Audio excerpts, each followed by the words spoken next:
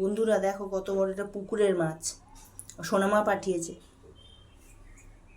এই দেখো কত বড় মাছটা, মাছটা অনেক বড়। এবার মাছটা কাটবো, ছাড়ানো ছিল, ছাড়িয়ে রাখা হয়েছিল, এবার পিস পিস করে কেটে নেব। সব কাটা হয়ে গেছে মাছগুলো, এবার ভাজবো। অনেকটাই মাছ ছিল, একটা বড় মাথা, পিসটা মাথাটা একটু বড় করেছি, পিসগুলো খুব বড় বড় করেছি।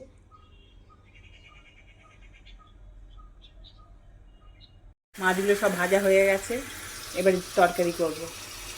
কিছু মাছ ঝোল করব, কিছু মাছ একটু মশলা দিয়ে, মাছ দিয়ে মশলা দিয়ে বেশ মাখা মাখা করব।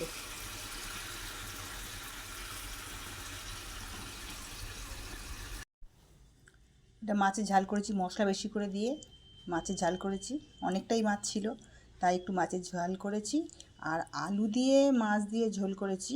এই যে আলু দিয়ে মাছ দিয়ে ঝোল করেছি, অনেকটাই মাছ ছিল তাই করে ফেললাম।